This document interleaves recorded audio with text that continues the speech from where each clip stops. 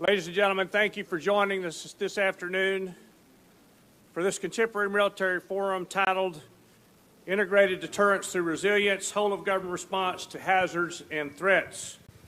As your professional association, the Association of the United States Army is proud to provide forums like this for all of us in our professional development. AUSA will amplify the U.S. Army's narrative to audiences inside the Army and help to further the Association's mission to be the voice of the Army and support for the soldier. Of course, we cannot do this alone. We do this through your membership. If you're a member, we thank you for that membership. And if you are not, we encourage you to visit the AUSA member portal or our booth downstairs and join this great association. That is booth 307 in Exhibit Hall A. On behalf of General Brown, AUSA's president, and the rest of the AUS team, we have a small token for our speakers that'll be here, a wonderful deck of cards that they can take and keep, by the way. At this time, it's my pleasure to introduce Major General Bob Weddle, the Deputy Commanding General of U.S. Army North, who will introduce our panel and will lead this further. Thank you, sir. Okay. Thank you, Red. Well, sir, mine magically came on. We'll find out if yours does. But I'll hand you this one if it doesn't. So we're working through with the mics. Hey, it's really great to see everyone today, and we're thrilled with the turnout here. And after the panel, I'm sure you'll tell everyone how incredible all this was, and they'll all wish they had been here with you. But thank you for the great turnout. And I'd like to just start by saying we'd like to thank AUSA for this opportunity to have a panel on Homeland Defense. And we're gonna begin. I'll introduce General Van Herk, the NORTHCOM commander, in a moment. He's going to give some remarks. He's got 30 minutes with us, so the rest of the panel is going to join us after 30 minutes. But he'll give some opening remarks, probably 3 to 5 minutes, and then I'll ask him a series of questions, and I think we're really going to get a lot out of it. So General Van Herk, he's commanded at every level of the Air Force, of course. He was the J5 on the Joint Staff, which does all that interagency work, all the policy work for the Chairman of the Joint Chiefs of Staff, and then he was Director of the Joint Chiefs of Staff. And now he is the commander of U.S. NORTHCOM and NORAD. And obviously a large scope of responsibility. Sir, we're really thrilled that you've taken time out of your schedule to be with us today. You're the only combatant commander that's going to be here at the AUSA conference. It really means a lot to the Army to have you here. And with that, sir, I'm going to turn it over to you. All right, we'll check. It's working. Great. Thanks. Well, thanks, Bob. Don't time me on 3 to 5 minutes, okay? I appreciate that. Thanks for all that you do in the Army North team, what you do for the United States Northern Command as we defend our homeland and provide defense support of civil authorities. Really important. And theater security cooperation. I have to thank AUSA. I won't say everything again, but for the opportunity to be here. I think the Army's got 5 combatant commanders, 6, and I'm the only one. The Air Force guy shows up. It's hard to believe, but anyway, I'm not critiquing my fellow combatant commanders. It's great to be here. I have to thank Secretary Wormuth and Chief McConville. The Army has just knocked it out of the park when it comes to my role as the commander of the United States Northern Command for the last almost 26 months. The Army steps up every time we need support, whether that be through COVID, whether that be through Allies Welcome, whether that be through hurricane response. I never get is that a valid requirement or request? I just get what we need to accomplish the mission, and I'm so grateful for that. I would also thank the Army for embracing the Arctic strategy that the department put out. If you didn't notice, on Friday, the White House subtly put out an Arctic strategy as well, and the #1 pillar on that Arctic strategy is defense of the Arctic, and so look forward to that. The Army's leading the way with what you're doing up in Alaska with the 11th Airborne Corps as well, and the things that you provide us for our campaigning. So thanks to the United States Army for supporting United States Northern Command and NORAD. I'm going to talk to you real quick about how I see the strategic environment from a homeland defense perspective, what we're doing to get after that, and then I think Bob's going to create some havoc by asking me some questions, so I really look forward to that. But in my nearly 36 years or so, this is the most dynamic and challenging time that we've seen, if you just look around and pay attention to the news. For the first time in our nation's history, 2 strategic peers, both nuclear armed, that we need to deal with. And we've got a third out there, actor, that continues to shoot ballistic missiles and, use the rhetoric, the nuclear rhetoric as well, that continue to challenge us. Violent extremists haven't gone away. Transnational criminal organizations are a significant threat, creating significant challenges, not only in the Western Hemisphere and on our border, but around the globe. I could keep going on and on and on. The bottom line is, in the environment that we're in today, before we commit forces anymore into a conventional fight, potentially, we ought to ask ourselves a couple of questions. The first question we should ask ourselves is, what's the risk of an attack on our homeland? And then what's the risk of strategic deterrence failure? I would tell you that those questions haven't been asked for about 3 decades.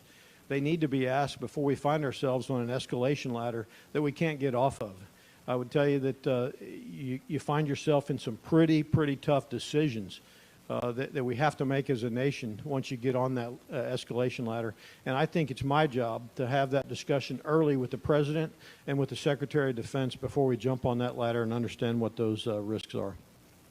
Our competitors, those challengers, potential adversaries, continue to develop capabilities to challenge us in the homeland with the intent to reduce our decision space, to delay and disrupt our forward power projection, to destroy our will to intervene in a crisis that may be regional in nature, but that they understand after watching us now for the last 3 decades that if we're allowed to project force from our homeland, that it's not going to go well for them. We're going to open up that can of you-know-what on them once that force gets in place. So they're developing those capabilities to disrupt us. I would tell you that we're under attack every single day in the cyber domain and in the information space, and I'll talk a little bit more about that.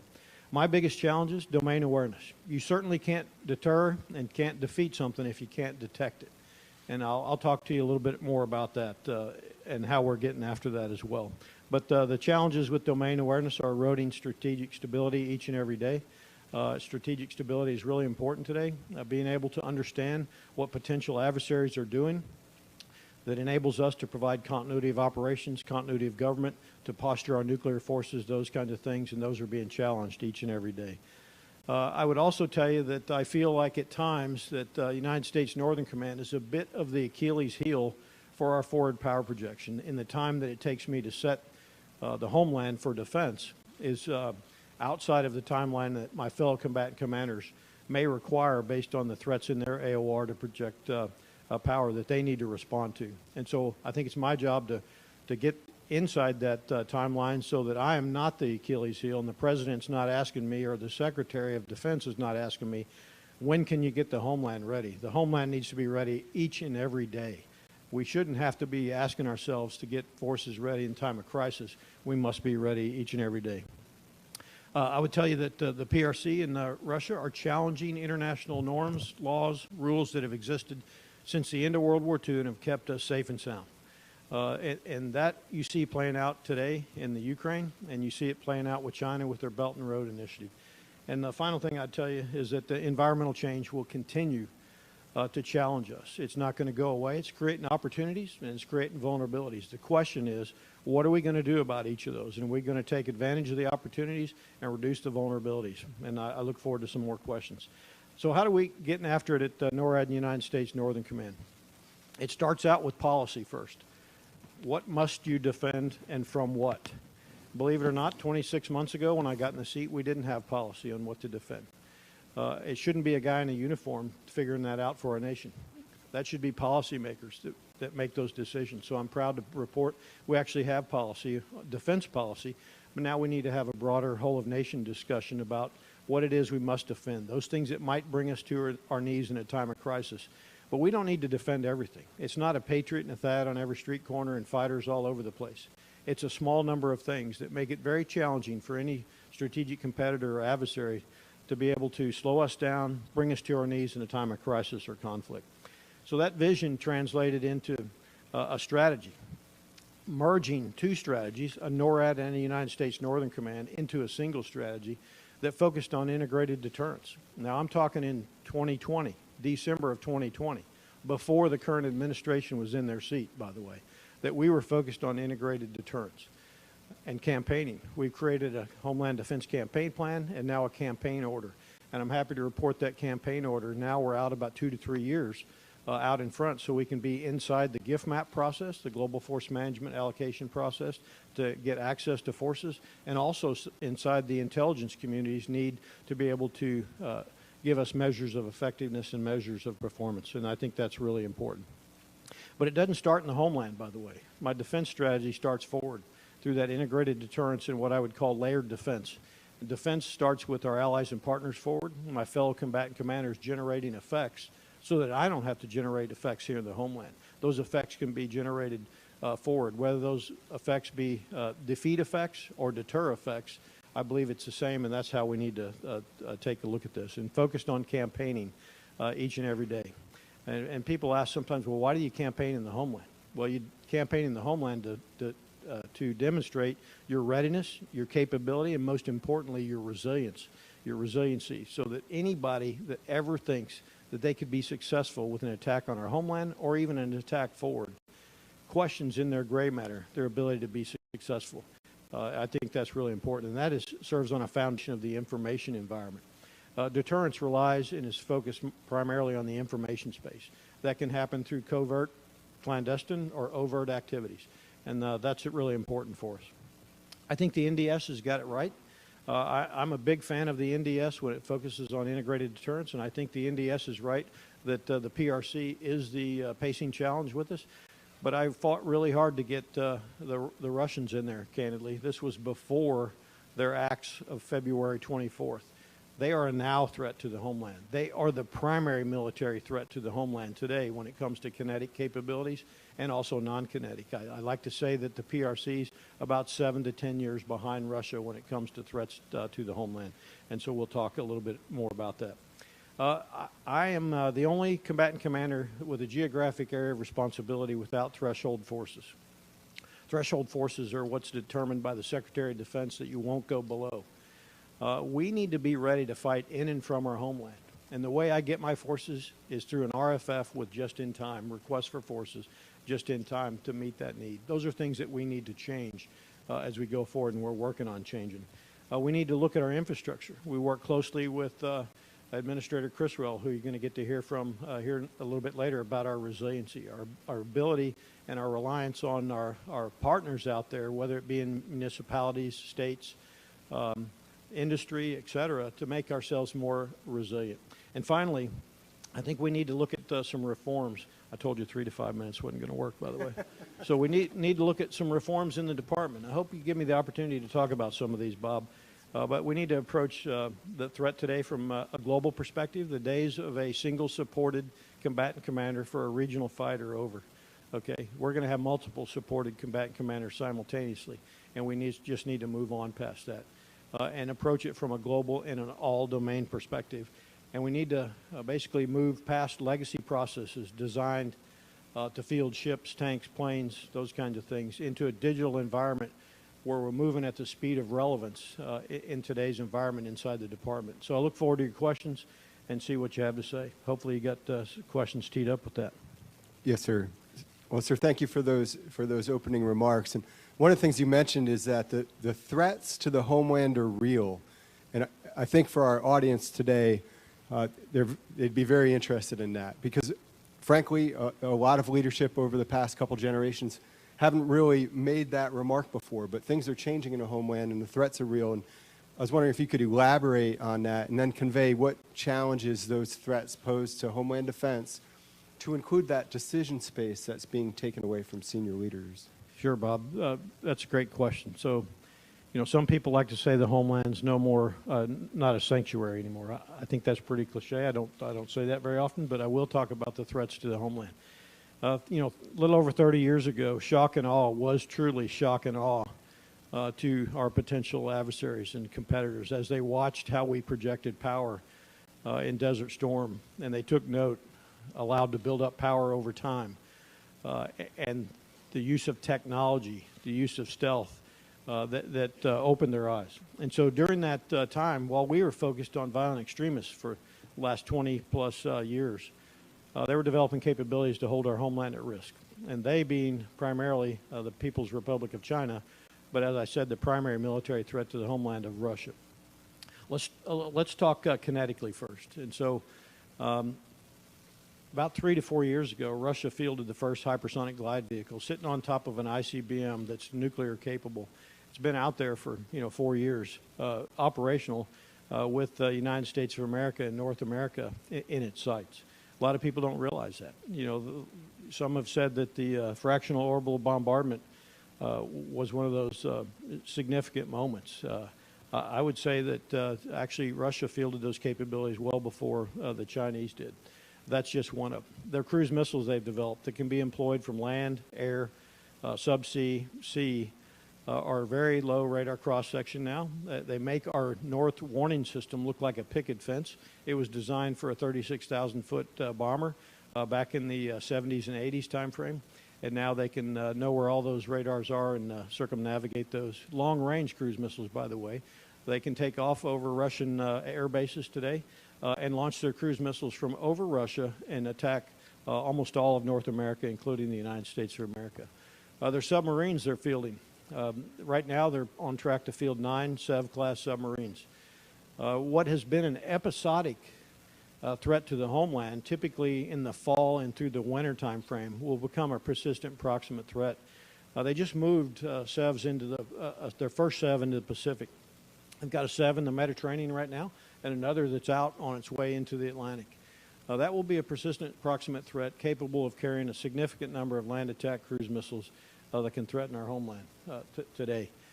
China's not far behind. Like I said, about 7 to 10 years. Both China and Russia in the space and cyber domain are peer competitors for the most part. And they developed those capabilities to delay and disrupt our power projection and destroy our will in the homeland. So that's how I look at that. Let me expand a little bit more and talk to you about the Arctic and what's going on there as well. So as environmental change happens, both Russia and China are significantly interested in the Arctic. It's the closest route to the homeland, by the way, if you're going to attack the homeland, over the pole and from the Arctic. Russia's already modernized their Arctic infrastructure, by the way, and they've modernized their nuclear forces. More than a dozen installations or so across the Arctic, with the intent to change norms and rules that have existed since the end of World War II, as I said, demanding things like putting military personnel on commercial vessels that sail through the Arctic and controlling who actually uses what today is routine commerce sailing through the northern passage up there and ensuring commerce flows back and forth. That's what they're doing. China's not far behind. They continue to do surveillance in the Arctic under the guise of research and development. What we know is that's also military development as well. And we look forward as China builds their Type 95 and Type 96 submarines that they're going to field ballistic missile capabilities and park them in the Arctic just off the Alaska coast, which significantly reduces our decision space and timeline. You asked me, why does this matter? Well, it matters because it erodes strategic stability. It risks the strategic deterrence failure. If you can't detect a threat, I can't provide continuity of government warning. I can't provide warning to our nuclear force posture. So you have to start making some assumptions. And those are significant threats also as well. I want to talk about one final threat, and that's transnational criminal organizations that are global in nature, that in many cases are more powerful than some state military capabilities. And they're right there on our, just south of our border in the Western Hemisphere. And now, I don't go after the symptoms of those. That's Homeland Security. What I'm concerned about is the problem that they create, which is instability right here in our own hemisphere that allows access potentially for nations such as Russia, China, violent extremist organizations as well. And so it's crucial that we maintain an eye on those transnational criminal organizations. Sir, thank you. Thanks for expanding on those. So, sir, you had mentioned during your opening remarks, you spoke about integrated deterrence and campaigning. And I'd like you to discuss with us what that means to you and what opportunities it opens up. Great. So the Secretary of Defense has got it right with integrated deterrence and how he talks about it. Integrated deterrence is the use of all levers of not only our nation, whether it be the military lever, other agencies in the interagency, but my fellow combatant commanders as well. But just as important, what I think is our asymmetric advantage, Bob, is our allies and partners as we campaign together, demonstrating each and every day our readiness, our capability, and our resilience. So that's what we're focused on at NORAD and United States Northern Command through our campaign plan, which is crucial. And it doesn't start here in the homeland. This is global campaigning. What I would say is, I mentioned it earlier, is the regional construct of campaigning is over. China and Russia and others are global problems, and we need to look at campaigning from a global perspective and global objectives and global resourcing and how we're going to get after these problems. And we need to look at campaigning more longer term. I told you we're out 2 to 3 years. The department, I think, we're a little bit inside of that, and we need to expand our lookout with what I would say is a global framework for campaigning based on Secretary of Defense priorities, Secretary of Defense resource decisions, Secretary of Defense global risk decisions. Today we look at things in a regional perspective. I think it creates great opportunities. The things I need the department to help me with is working with the interagency on campaigning. For me, campaigning in the homeland is really, really important to demonstrate that resiliency and the readiness. I think everything that we do, whether it be under service authorities while you're building readiness, or whether it be responding to a hurricane or allies welcome, if messaged properly, has a deterrent value. No other nation on the planet can do what we do when it comes to hurricane response, when it comes to the things that you saw with COVID response, or allies and welcome as well. Yes, sir, thank you. I appreciate that you brought out the importance of the interagency and trying to synchronize that through unity of effort as we work forward. So you also mentioned layered defense, and I was wondering if you could give us your vision on what that looks like, and then more importantly, what capabilities you see as being required to execute layered defense. Yeah, absolutely, Bob. So layered defense, to me, as I said, my strategy starts forward, not in the homeland. If we're shooting down cruise missiles over Washington, D.C. or Ottawa, I think I've failed. And so what I want to do is partner with my fellow combatant commanders and allies and partners to generate effects forward. I have the smallest targeting shop of the combatant commanders, and people would say, well, why do you need a targeting shop? What are you going to target in the homeland? Well, I'm not targeting anything in the homeland. I'm generating effects forward through other combatant commanders to produce targets to get on their target list so that they can service those targets, whether non-kinetically or kinetically, before they become threats to the homeland. So to me, that's what layered defense is really about. It's defense in depth, about generating those effects before they're threats. Now, how do you do that? Well, I think you need to have a single pane of glass where you can collaborate in real time across all domains to give you a picture. So can you imagine if you could sit down at a single pane of glass and have all the J2s across the combatant commands with allies and partners being able to collaborate on a global picture across all domains to give you a global assessment of what's ongoing. And then simultaneously, the J3s, the operators, are doing the development of deterrence or potentially defeat options in the same single pane of glass, while your J4s, your logistics and your engineers folks are validating whether those are operationally feasible. Is the fuel in the right place? Are the planes, the ships, everything ready? The weapons, everything loaded? Are the air crews ready? Folks, you don't have to imagine that. We've demonstrated it now 4 times, and that capability exists. And so to do layered defense and integrated deterrence, you have to have tools to collaborate in real time to be able to develop that from a global picture. Here's how it works today. Okay, if we have a challenge, it'll be approached from a regional perspective, and a regional combatant commander will develop options and an assessment. Those options will be looked at through a lens of a regional perspective, and they'll be brought into the Pentagon, where the first time you actually collaborate globally is at the 4-star level with the chairman, potentially even the SecDef. What I just told you was AOs at the lowest level being able to collaborate in real time and developing a picture. What do I need? I need the services to help us think like that. The services are focused on sensor to shooter. I'm focused on sensor to decision maker, enabling deterrence to be able to create those decisions that we just talked about. So those are some of the capabilities that we need, as well as sensor to shooter. I'm not saying we don't need sensor to shooter, but we also need the sensor to decision maker. And sir, I think you just actually spoke about this a bit at the end of those comments, but as a department, you've mentioned we need to, with some urgency, change culture, change process. Would you like to elaborate on that at all? Sure, Bob. You're going to get me in trouble.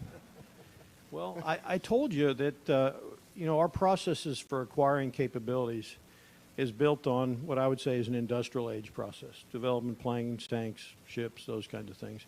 And we're in a digital environment. You know, the capabilities we've developed, we change the software on them every 14 days. Yet when I presented something like that to the Deputy Secretary of Defense, what I got back from the staff, not her, she's on board now, was, hey, come back next year with an issue paper. I'm like, that's 2 to 3 years in the future. We've got to adapt our cultures to field capabilities like that single pane of glass that I just talked about much sooner. I talked to you a little bit about the regional perspective. Our global force management process is in one silo. Our joint exercise process is in another silo, and theater security cooperation is in another one.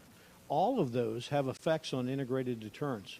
When you exercise your theater security cooperation with allies and partners, when you exercise amongst ourselves as a joint force. By the way, the joint force, the way it works is it goes through JTIMS, which is a volunteer system. Why wouldn't we look at all of those from an integrated and global perspective to be able to field what we have as a limited joint force to get after the Secretary's strategy, not a regional strategy, the Secretary's strategy with the limited joint force that we actually have. So those are just a couple of things that I would tell you, Bob. Yes, sir, thank you. So, sir, given what you've said about the challenges of Homeland Defense, how can the joint force be better postured to support that mission requirement? Yeah, so the first thing I told you was the sensor to decision maker. I think we got to be able to go down that path quicker than 2030. Those capabilities exist today, folks. Data and information are strategic assets that we need to take advantage of now. You know, Google, Amazon, others have figured out how to share data and information. What we need to be focusing on is making our data available, not in stovepipes, and being able to receive that data. I think that's one of those. Other things, I told you a little bit about how I get forces, through a request for forces. I think there's things that we can do as a department, and I'm encouraged where we're going. The Global Force Management Implementation Guidance will give me some additional help with having forces that are available to me in a timely manner. What I told the Secretary is one of my biggest challenges with executing my CON plans and O plans is access to organized, trained, and equipped forces in a timely manner to operate through my AOR. More than 50% of my AOR is in the Arctic. Yet we're not organized, trained, and equipped to be able to operate in that Arctic environment in a timely manner. Those are things that we have to look for, and I'm encouraged where the Army's going. As I said, the White House on Friday put out their new Arctic strategy, and the number one pillar is defense in the Arctic. So probably ought to get after that from a department perspective. Some other things, I think since I'm in the Army's environment here, you know, one of the things I told you about is the timeline it takes me to set my AOR. One of those challenges is access to air defense capabilities in a timely manner that have to flow all from Fort Bliss, Texas primarily.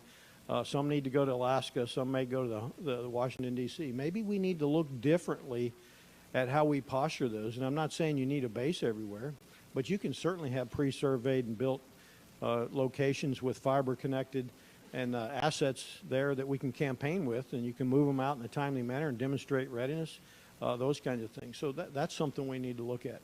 Now I'm going to talk a little fiction for you. I think the future looks vastly different than today. When I come in with my RFF, we have to adjudicate in real time the need for my forces against Indo-PACOMs or against EUCOM because they're not planned for on a day-to-day basis. Same thing for STRATCOM's forces. So that adds risk in the time of crisis. I think we need forces that look vastly different than what we have today, that reduce the demand for tankers, that reduce the demand for fighters. And what I'm talking about is autonomous and unmanned systems. Think about vessels that you can park off the coast against some of those threats that I talked about that policy gives you. And those vessels have domain awareness capabilities that can see potentially even over the horizon. And they also have kinetic capabilities such as SM-3, SM-6, but more importantly, they have non-kinetic effectors, denial and deception. Think of PNT denial and deception, or high-power microwave or laser capabilities. Now I'm not asking for all the fighters that are competing directly with Admiral Aquilino or General Cavoli in EUCOM, and I don't need all the tankers for that if we position those in key locations around the country. The same thing can be said for autonomous air platforms that give me domain awareness, that can loiter for 18, 24 hours and beyond, that provide domain awareness, but they also provide potentially that kinetic effect or non-kinetic effect. So what I may be talking about here is fiction to some. I'm telling you, it's not fiction. It's probably within a decade, and those are things that we need to be thinking about. Yes, sir. The audience here, they've been circulating among all the vendors here at AUSA, and there's a lot of autonomous ground capability and air capability on display here. It's pretty amazing. So to your point, it's not science fiction anymore. It's just science. So this is the last question I have for you, and it has to do with, again, with the Homeland. You said it's almost a cliche now, no longer being a sanctuary, but what do you see as the implications of that new reality?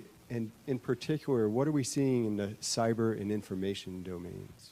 Yeah, great question. So first, it's really a reduction in decision space. You know, the days of being able to project power from a homeland that is uncontested at our own timeline and place of choosing wherever we want to go, they're pretty much over.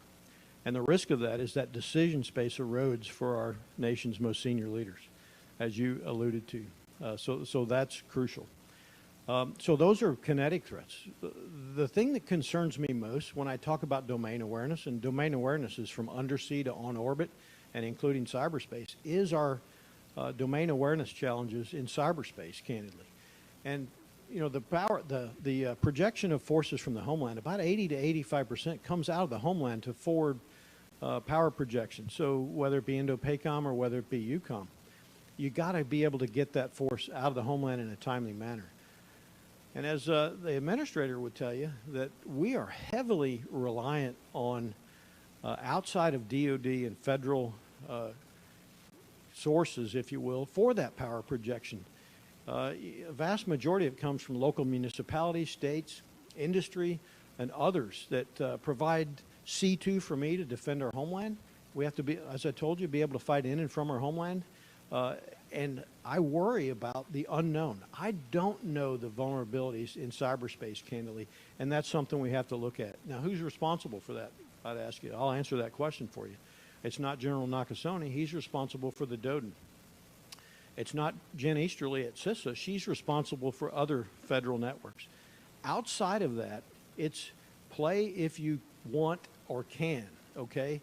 And so we don't know what we don't know for those companies, those municipalities, how secure they are in the cyber domain, and that is a concern for me. In the information space, real quick, and then I'll turn it over.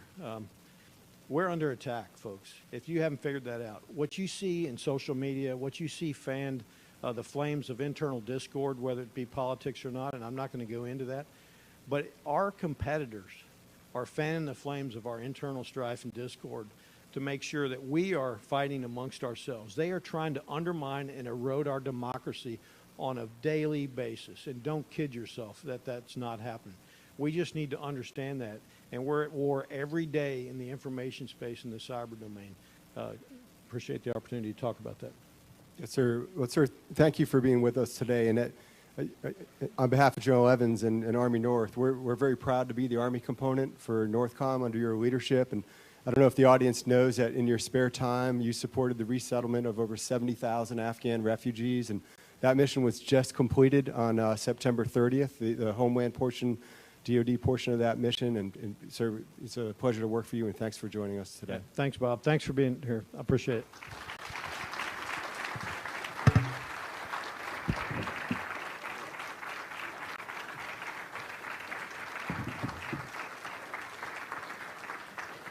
I'd like to ask our panel members to come on up and take your seats. And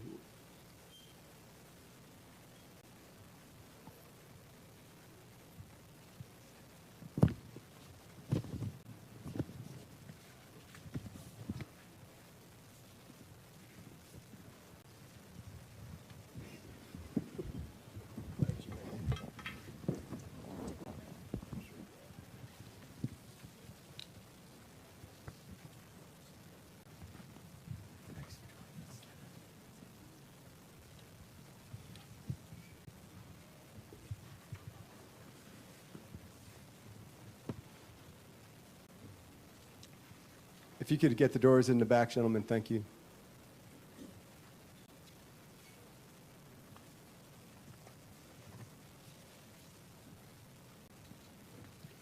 All right, well, it was great to hear from General Van Herk today as he really set the table for us. And many of the things he talked about today was how we can prevent or stop an attack on the homeland, which, of course, would be the first thing that we'd want to do.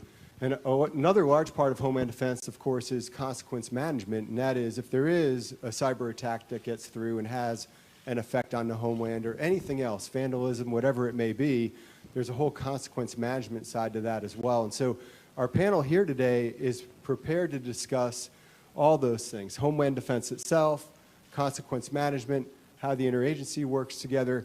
And I would encourage all of you, please, to think of some questions, because they told me earlier, unless we get 10 questions from the audience today, they won't leave. And I just asked the guys, they've locked the doors in the back.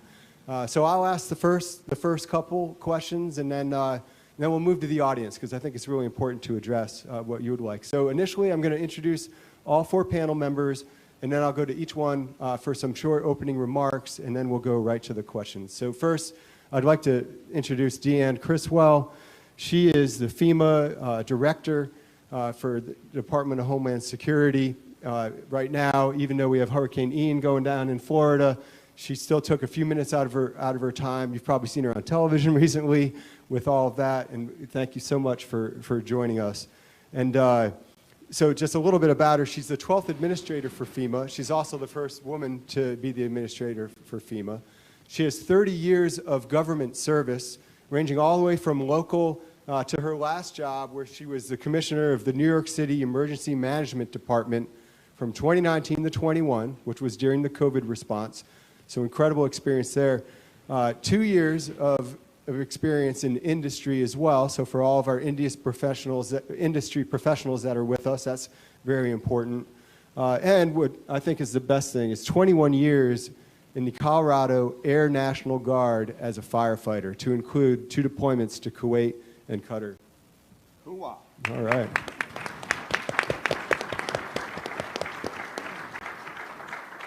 So we also have Lieutenant General John Evans, who's my boss, the commanding general of U.S. Army North, 5th Army.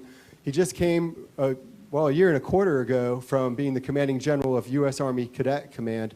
He's got the full range of operational experience, has commanded at every level, to include the deputy commanding general of the 2nd Infantry Division, but also the regimental commander of the 160th Special Operations Aviation Regiment Airborne, the Night Stalkers. And he's a 1988 graduate of Appalachian State University, and I know that he'd like me to point out that they did beat Texas A&M this year in football. So we have Ms. Heather King, who is the DASD for Homeland Defense and DISCA. We mentioned earlier about resettling 70,000 Afghan refugees. I bet you're sleeping better at night now that September 30th has come, and we've had that done, because she has been our DOD lead for that, and we really appreciate the working relationship that we have with her. But she's served on the National Security Council for 2 different administrations in multiple positions, advisory roles also for FEMA and the Customs and Border Patrol Agency, and we're really glad to have you here again this year, Ms. King. Thank you for joining us.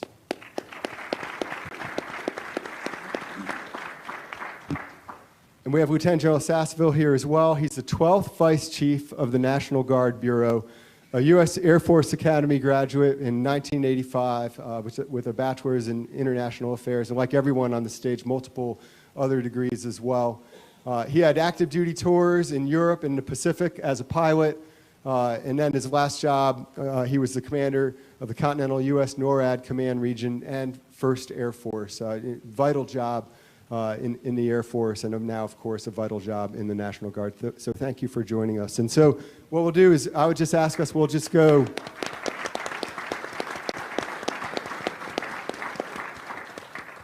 right from left to right on the stage as you're looking at the stage, and start with Ms. Deanne Criswell. Thank you. All right, thank you so much. It's really great to be here today, and I enjoyed hearing General Van Herk talk, because it is about partnerships, right? And to have both civilian and military here in the room to have this conversation about Homeland Defense and Homeland Security, really strikes the right tone. And especially, I think, as you are talking, and the theme here is building the Army of 2030. It's very timely. The conversation that I have been having across the emergency management enterprise, or the Homeland Security enterprise for that fact, is that we cannot continue to do our planning and our actions based on the risks of the past. We cannot continue to plan against our historical risk because our threats are emerging, our threats are evolving. So when it comes to FEMA and it comes to the consequence management portion that we have, we are very focused, obviously, on the things that we are seeing as a result of climate change.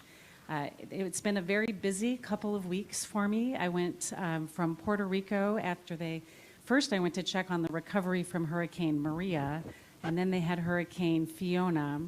I went to Alaska because Alaska had just gotten impacts from Typhoon Murdoch, I think it was, in the fishing villages on the western coast of Alaska, and then down to Florida for the impacts from Hurricane Ian. And we're seeing these threats continue to change and evolve, and they're different, right? The hurricanes that we're seeing today are producing more rain. They're producing more water. They're flood events. They're water events. They're not just wind events. And as you've seen in the news, there's been a lot of conversation out there about, whether or not evacuation orders were given in a timely manner. But because our threats are changing, because our threats are emerging and evolving, we have to be adaptive. We have to adjust the way that we are approaching things, and we cannot base all of our actions on how we responded to things in the past. And Hurricane Ian is a great example of that. And even Hurricane Ida last year, which stayed a Category 4 hurricane for almost 4 hours over the southern coast of Louisiana, but then killed a dozen or more people in New York City because of the rainfall that continued to go across the United States. I think when I think about these emerging threats and these emerging challenges that we're having, what I think about is how we are very siloed or very focused in our hierarchical structures, in our very linear processes, and we have to evolve. We have to now move into more adaptive thinking that makes us more agile so we can keep up with the threats that we are seeing, that the emerging threats that are continuing to evolve or the risks that we're seeing from natural hazards.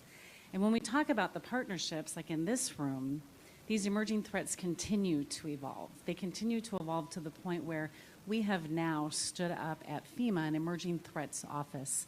So while we're focused on the consequences of natural hazards, we're also very focused on the consequences of man-made disasters. And the partnership that I've had with General Van Herk and talking about how we can continue to work together to build a structure that can think about the fact that we're going to have limited resources when it comes to these types of threats. When I think about Hurricane Ian and the potential vulnerabilities we have for somebody to come in and create additional adversity through perhaps a cyber attack while we're trying to respond and support the individuals that have just been impacted by this hurricane, we have to be more adaptive. We have to be more agile, and we can't be so focused on the linear processes that we're used to, the historical risk and the historical ways that we have responded to things in the past. It's been a really great partnership. At my journey that I have had throughout my emergency management career has been one of partnerships, and I talk a lot about partnerships. When I think back to my time in New York City as the Commissioner of Emergency Management, and the partnership that I had with the Department of Defense to come into our hospitals to support and decompress and provide that additional staffing made a world of difference. But it wasn't just the staff, it was the hope that it gave. And I love to share a story, and I want to share it here too, about during that time we had well over, I think, 800 military Title X personnel that came into New York City to support us. And when the last team was leaving one of the hospitals, I believe it might have been Elmhurst, when the last military medical were leaving our last hospital, they had this ceremony to say thank you. And what they said was, "You were the miracle we needed when we needed it most. Thank you for being our miracle." That level of hope comes from the partnerships that we forge during times like this. Forums like this where we come together and talk about what the needs are going to be and the threats that are changing and evolving and how we're going to be able to continue to support each other as these threats continue to change. I fast forward to Hurricane Ian. We set up the largest search and rescue footprint than we ever have prior to landfall, not wanting to be late to need from a previous NORTHCOM commander. It's something that I think we all have to strive for, and we have to make sure that we are adaptive and agile enough to make sure we can have those forces in there ready to respond and support as needed. We did need them. We did need some of them, unfortunately, but the fact that we were able to bring everybody together ahead of the storm was remarkable, and it was our state, it was our local search and rescue teams, it was our FEMA search and rescue teams, and it was our Department of Defense search and rescue teams, all pre-staged in a way that was going to be able to respond in immediately as needed. Those are the types of partnerships and relationships that make a difference, and I'm very happy to be part of this conversation today. Thank you. Okay, thank you. General Evans, sir. Is it on? There we go. Administrator Criswell, thanks so much for your comments, and really appreciate what my boss, General Van Herk, had to say to kind of set the stage here. I will say that the partnership that we have, particularly with FEMA, as probably our most supported lead federal agency, is incredibly important. And increasingly, as we think about Homeland Defense and as we think about the concept of what globally integrated deterrence looks like, that partnership is important, but also, despite the fact that defense support to civil authorities comes with one bin of authorities and money, and holistic defense kind of comes with another bin of authorities and money and sourcing, they are increasingly growing together. So the slide you see that I asked them to project, it should be the only slide we see today, unless Mark brought a slide with him, I don't know. But it really is, it's a non-scientific slide, so don't go troubleshooting, and wargaming my critical path there on the bottom. But what it's supposed to demonstrate is it really, if you start on the left-hand side of that slide, since about 1915, just before our entry into World War I, projected out through about 2035, it shows where we've had peaks and valleys in the relative threat to the homeland. So I'm often asked when people are looking at me, you heard the boss say, hey, we don't say the homeland's not a sanctuary anymore. That's become very cliche. It's become kind of passe, and people tune that out. What I'm saying is we've faced some pretty significant times in our history. If you take a look at the big spike there at World War II, if you take a look at the plateau that occurred as we were in this mutually assured destruction bipolar world with the Soviets throughout the 50s, 60s, and 70s. If you look at the Cuban Missile Crisis in 1962, if you take a look at some of these seminal events, and then there's a small blip there for 9/11, right? An attack on the homeland, which was horrible and claimed lives and property and really changed the American psyche in a very significant way. It wasn't, however, existential. And as you see that continued graduation, as we look out through the current time frame here in 2022, out to 2035, and you look at what our adversaries or potential adversaries have done to leverage technology and close our comparative advantage gap, they're working at near parity with us. And they're able to do that because of what General Van Herk said, and that is we have, over the course of a number of years, for very good reasons and under different leadership throughout our country's last 30 years or so, drawn our forces back into the homeland for very good reason. But now what we see is threats, competitors, potential adversaries, external to the homeland, that we know we will have to project combat power to and assure power projection in order to set the stage for decisive combat operations at a time and place of our choosing, which is what our combatant commanders do on a daily basis. So here in NORTHCOM, and as the JFLIC at United States Army North, I am always thinking about how can I better set the theater for the combatant commander so that when or if Admiral Aquilino asks for forces, or when and if General Cavoli asks for forces, we can, with assurance, project those forces and make sure that they arrive there in time to be able to execute war plans. Because if we cannot deter the enemy from attack, which is our first option, we've got to be able to respond decisively. And so as we open the aperture up on this discussion, I want us to think about the fact that an attack in the homeland A kinetic attack would be on the high end, right? General Van Herk talked about some of the capability that our competitors are developing right now that could hold the homeland at risk below the threshold of nuclear war with kinetic capability. But let's say it's not kinetic. Even if it's in the temporal domain, cyber or space, they can still create multiple dilemmas for us in the homeland that we have to respond to. And we'll do that in partnership with our local, state, and federal partners so that we can continue to project combat power forward.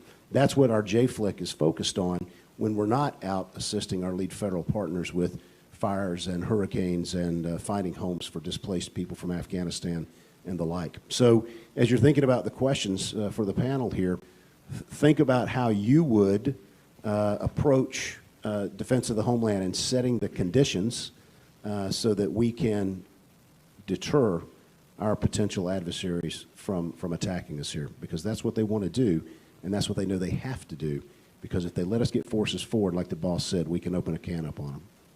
So thanks, Bob. Thank you, sir. Ms. Heather King.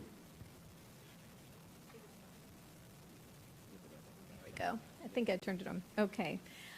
So just a couple of quick points at the top. As my colleagues noted, obviously the threats and hazards are evolving for a myriad of different reasons. One of the things I just want to note, and I would be remiss because of my technology background not to note it, but that as boundaries are no longer defined by geography alone, right? They are often our adversaries are looking at this very differently than we traditionally have, based on geography, and it is far more based on digital ability to get into networks and such.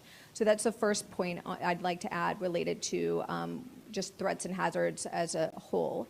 The second point I wanted to touch on is the value of partnerships. I wanted to pick up on something that the administrator noted.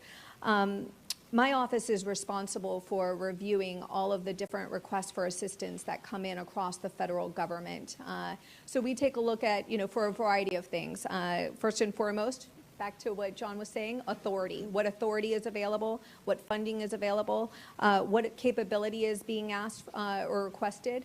And then we look at the timing in which the request is coming in for. When is it needed by?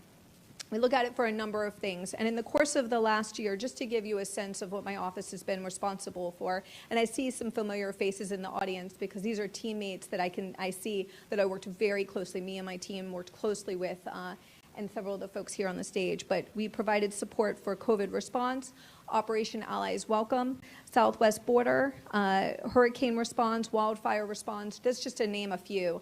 And then my office was responsible, they were the incubator for Operation Warp Speed that many folks heard of, and then supply chain logistics work that was done in response for COVID.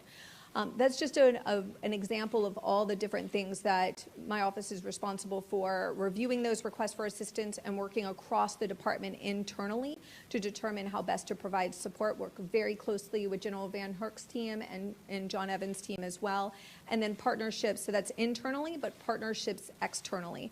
I can't tell you enough how much I'm on the phone with my colleagues at other departments and agencies. Thankfully, I spent 17 years at FEMA, and so that experience is always helpful. But I can't tell you enough to the points that have been made before me, time is of the essence. So when you have an emergency that you can see or you can anticipate, being on the phone and anticipate what's going to be requested, what's going to be asked. My team always knows that it's a team sport, and we're constantly looking around corners to figure out what we think is going to be needed so that we can help those on the ground more so in their time of need. And then finally, I think of resilience very much in the perspective of the greater prepared we are as a nation, the more resilient we will be. And so I think about it in mathematical equations often. The input is preparedness, so the more prepared you are, as I noted, and that means planning, training, exercises, the output is resilience. And so ideally, you'll be greater resilient, and therefore, when we're demonstrating resiliency to our adversaries, we're being able to project overseas, we're able to provide a variety of different support to our departments and agencies, then we're demonstrating competence that builds trust amongst us as a team, but then it also demonstrates resilience to any given challenge that we might be facing. And then finally, I work very closely with our fellow departments and agencies to help them build their own resiliency, right? As I tell my son, who in a few years will be going to college, I'm not going to be doing his own laundry when he's in college. I need to teach him how to do his laundry now so that when he gets to college, he can do his own laundry. And so a part of that is helping departments and agencies be more resilient themselves so that they are able to accomplish their missions. I would often say FEMA is the closest to us in terms of being the easy button, because we often help our partners, both departments or agencies rather, and so working together as a valued part of that partnership, but also helping them to be able to achieve their own mission. So I'm going to stop there and turn it over to you, Bob. Yes, sir. General Sassville, please. Well, thank you. It's an honor to be here on stage with such impressive people here and all the great work that we do. So thank you for the opportunity. I do also want to thank AUSA for the opportunity to be here in Army Week. I think as they submitted the invitation and we got it and it went back to them, they thought that I was the vice chief of the Army Guard.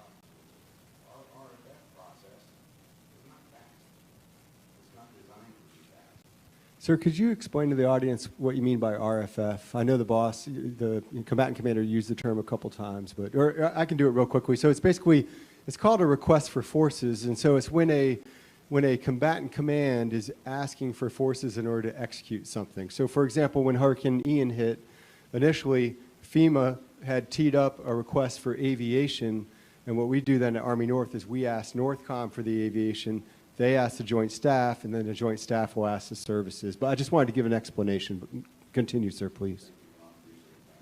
So it's a convoluted process, but it's designed to make sure, as discussed before, there's money, there's authority to do all the things that kind of you don't get in trouble, but it doesn't leave that.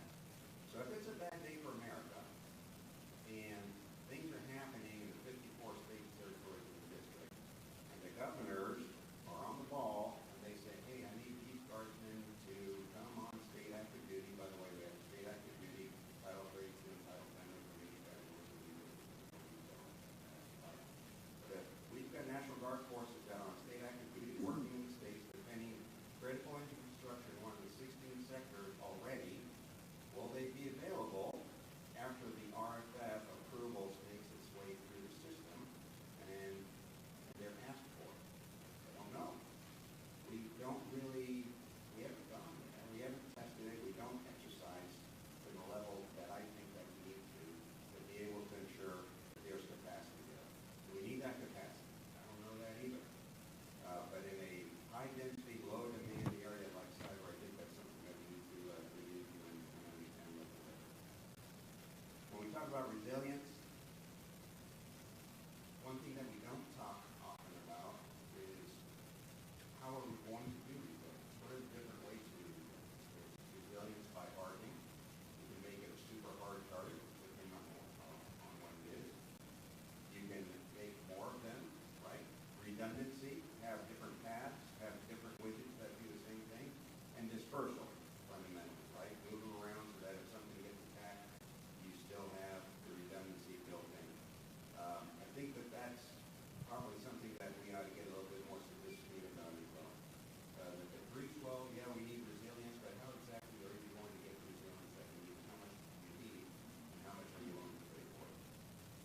And so, finally, let me just wrap up so we get to Q&A, and so I don't bore you all to death. But happy to look, happy for the questions and the conversation. And we, the National Guard, are proud to be part of the Joint Force, no matter what end of the business end we're on. And let me stop there. Thank you. Sir, thank you. I do want to just do one shout out for the Army. You talked about the request for forces and how convoluted it is, but what we can tell you is that every time we get a request for forces and we let the Army know right away ahead of time, usually General Pat Work over in the Army staff, the first thing that the Chief tells General Evans, the Chief of Staff of the Army, is you will get whatever you need. And so that's always good to know, right, when you're the FEMA director, that that's kind of how it works on the Army side. Since we are at AUSA, thought it'd be good to bring that out. What I'm going to do then is I'm going to go through some questions, and I will direct it to a panel member, and then the other panel members can jump in if they have something to add. And I'll move relatively quickly through these because we do really want to hear from the audience. And for the audience, when you ask your questions, we have a couple rules, right? So you've all been to panels where an audience member, none of you would ever do this, but where an audience member comes to the mic and they like tell a story, and you almost think they're on the panel, and then they ask the question. We would like you to just ask the question succinctly, and you can elaborate a little bit, but again, we don't want to accidentally hijack the panel. None of you would ever do that. So maybe that's what I'm doing right now, though. So let me go ahead and ask the question. I want to go right to interagency coordination, which is so important when we do our mission. And so I'd like to start, of course, with the director of FEMA, who does interagency coordination almost every time you execute a mission. If you could tell us how you go about achieving it, any lessons learned, and then we'll see if any other panel members have anything to add. So Ms. Criswell, please. Thank you. Such an important topic, right? And I touched on it very briefly in some of my opening comments, but FEMA, does not have a lot of resources. Everything that we rely on relies on the interagency, and we do that through a mission assignment process. When you hear about the request for forces, how that happens is we will direct a mission assignment to an interagency partner, and that mission assignment then gets vetted and figured out how we can source it. I would say the beauty, just to add on to that conversation a little bit, is that we have several pre-scripted mission assignments that have been pre-approved through the Secretary of Defense, so we can hopefully expedite that process, because it is, while it is lengthy and long, it is time consuming, and sometimes we just don't have that time to wait, as we just saw as we were preparing for Hurricane Ian. But the interagency piece is critically important, and I think the way we do it and the way that we have been continuing to mature it is through our Emergency Support Function Leadership Group. We call that SFLAG. And we have 15 emergency support functions that are outlined in the National Response Framework. And each of those ESFs, emergency support functions, has a lead agency and then supporting agencies. This group meets on a monthly basis during blue skies, so we can make sure that we are coordinated and we're talking through our plans of how we're going to respond to different events, making sure that we keep the connections and the relationships built. And they are then those people that come together after an event happens, like Hurricane Ian, and we do our 12:30 video teleconference every day during a disaster, and it's those ESF leads that come in and report about their actions. And so the relationships that we build during Blue Sky Days with this group of individuals is what makes us so successful when we're responding to an event. Where we are working to improve our capability and to mature our processes is how we do that during recovery. We have gotten very good at doing this during response, but we have to do better when we're talking about long-term recovery. And then in the National Disaster Recovery Framework, we have recovery support functions. There's only 6 of those.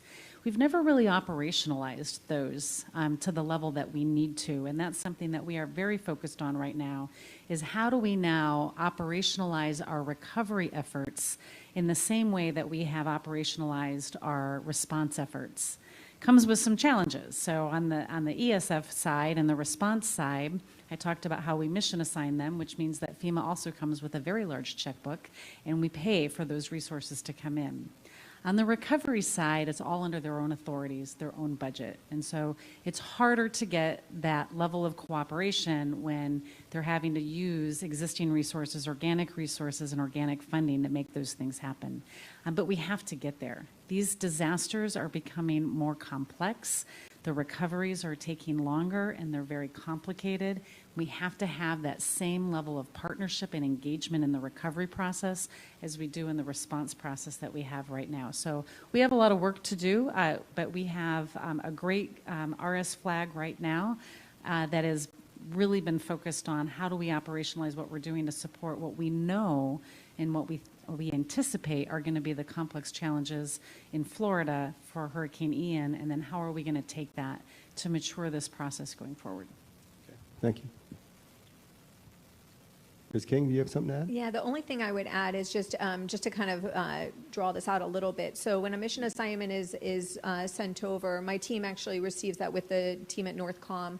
And just to give you a little bit of context further, I think, Dan, your team does a fantastic job. They will often call over and say, hey, we're going to be sending you all this mission and assignment. We want to give you a heads up. And then there will be a dialogue about sort of what the capability, what the ask is. And then we're working with Northcom and oftentimes maybe pulling in joint staff as necessary to work through all of those pieces so that we're really aligned with not only FEMA, but within DOD as well to work out any sort of, just sort of like further details that need to be worked. In fact, we had one over the weekend that we were working. So it works out really well. Partly, I would say kudos to the Northcom team and our North and FEMA, your team that's calling over and giving a heads up so we can move on it.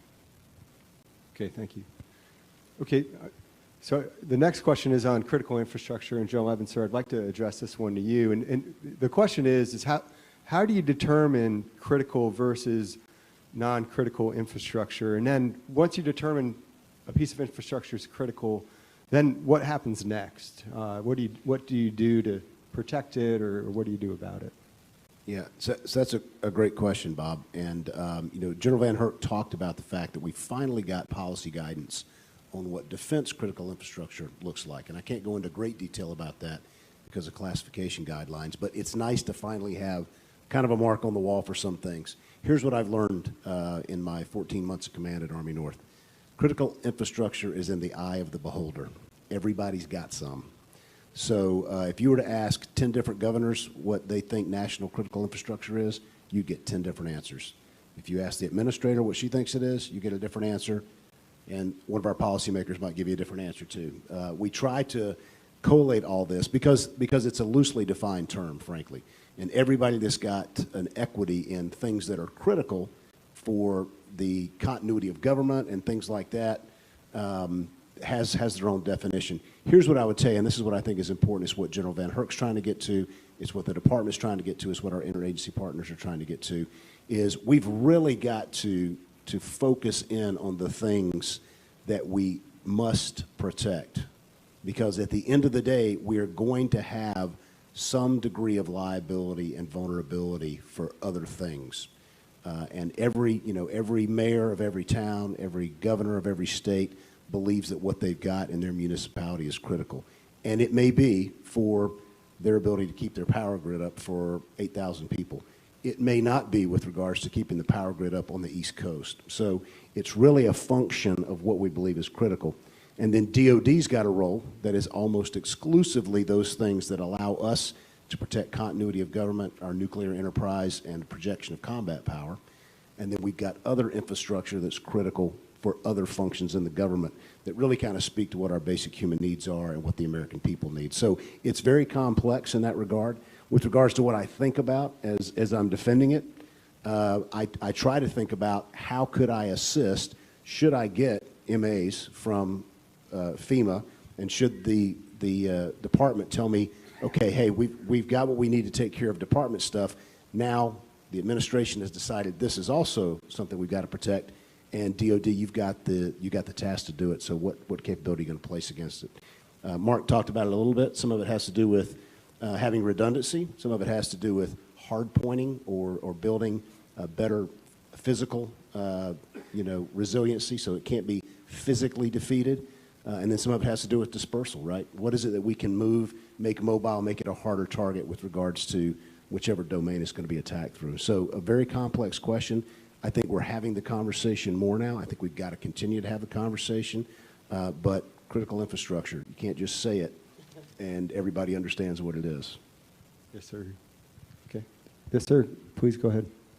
Thanks, Bob. Just to augment what John just said, about 6 months ago, maybe a year ago, Chief of the National Guard Bureau asked the Adjutants General to coordinate with their state emergency partners to identify the top 10 things that they could see in their states that were most important to them along the 16 areas, right? So there are 16 widely accepted sectors, right? And those are well defined. So which of those 16 are most important to the states?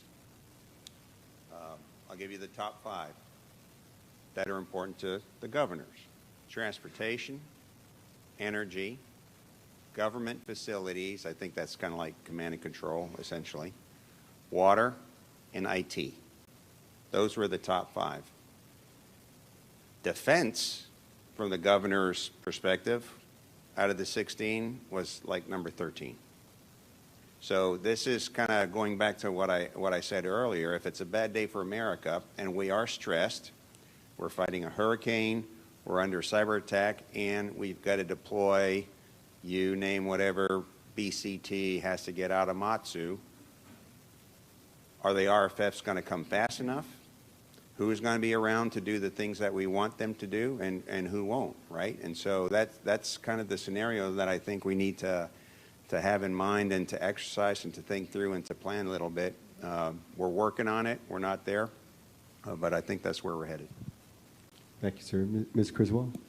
Yeah, and so the conversation about what do we want to defend is extremely important. But as I reflect on Hurricane Ian, it's also about what am I going to need to restore as quickly as possible after the threat has passed. And so they go hand in hand, though, right? And so if we're having these conversations about what we're going to need to restore, it'll also help us understand what we need to defend. And I find it very interesting what the governors had listed as important. But just an example from Ian, and the thing that we were the most worried about when the hurricane was approaching landfall is if it took out the port of Tampa. The port of Tampa provides almost the entire fuel supply for Florida and other parts of the southern United States. And so we did a lot of pre-planning on what the cascading impacts would be and the interdependencies would be for that. And even if we moved and expanded all of the fuel capacity into the Port of Orlando, it would not cover what was needed. And so we would need additional resources to come in. And so then we talked about expanding the ability to utilize the Colonial Pipeline. Now, if we go back 1 year, we know that there was a cyber attack on the Colonial Pipeline.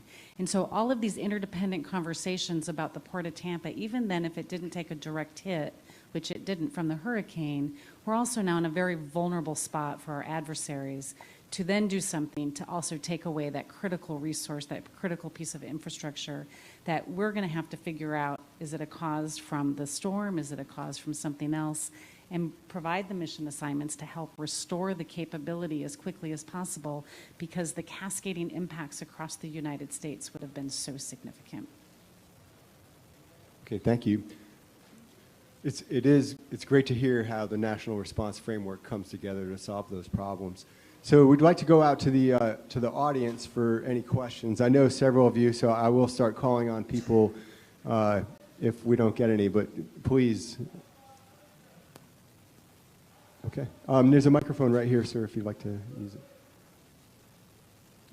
Well, thank you all. This has been phenomenal. My name is Lieutenant Colonel Ryan Scott, PhD candidate at NC State. My research deals with understanding the active duty role in supporting during a crisis such as the things that you discussed. So one of the questions that I had then is, do you think we are training the operational and tactical level leaders for the level of complexity that you all have discussed, whether it's preparing those leaders to respond to a hurricane while also simultaneously being prepared to deploy a combat aviation brigade? Are we doing it? And really the feedback that we get from that, I'm curious to see what feedback loops are you getting to say, yes, we are effective, beyond the willingness and professionalism of the soldiers when they show up to support, but really are they prepared in the training that we're doing? And hopefully that question makes sense to you. Okay, great. We'll start with Lieutenant General Evans. Yeah, so it's a great question. We spend an awful lot of time kind of staring into that problem. I think what you find is, as you take a look at the way that DISCA and Homeland Defense come together, you start to lose, the very clear line starts to get blurred very quickly, particularly if you're talking about a national level attack, right? I'm talking about a near peer adversary decides they're going to hold our homeland at risk, and they're going to do things to create multiple dilemmas in the homeland, some of which might be attributable, others which may not be. And if they're smart and savvy, they do it at the same time we've got an Ian rolling up the East Coast, or that we've got something else, wildfires burning out west, so that we've got all of these other dilemmas that we're facing and trying to deal with. Our challenge is we teach our war fighters to fight war forward, right? So we focus them on combat tasks, and we employ them under Title X authority with very clear and unambiguous rules of engagement. Now let's back up the truck a little bit and consider that we suddenly have to defend, and I'm talking about physically defend, some type of infrastructure or something from threats unknown, whether that's saboteurs, whether it's people who might be seditious in nature, or whether it's frankly civil unrest that is rolling towards a major piece of infrastructure. Now you've got Title X forces, a little bit different for the Guard. Now you've got Title X forces, and you're asking a young man or woman, okay, you need to defend this. Well, defend it with what? With lethal force? Well, we don't have the authorities to do that in the homeland for very good reason. So now you start to get into the more complex question of, okay, do we ever extend that authority? And there are ways to do that legally. When do we do that? How do we inform decision makers about how we do that? Getting back to your basic question, I think we train our leaders to handle a multitude of dilemmas very ably. Adding the homeland dynamic to it makes it incredibly complex, so we're probably not there from a training standpoint. And it's not something that the Army is asked to train to. We do it a little bit in the Guard, but the active Army, we don't do it. Joe Sasseville?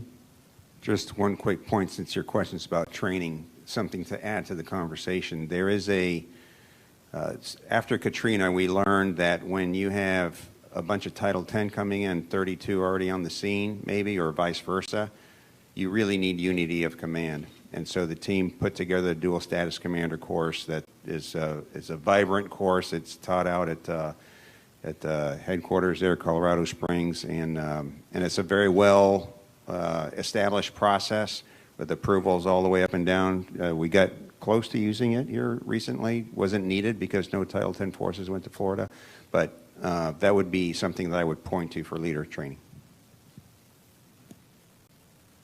Okay, thank you, sir. All right, ma'am, we'll go to you, and then we'll go to Gil Sanborn after that. Thank you. My name is Barbara Meadows. I work for Deanie Criswell. I'm in response, and I am the Planning and Exercise Division Regional Branch Chief.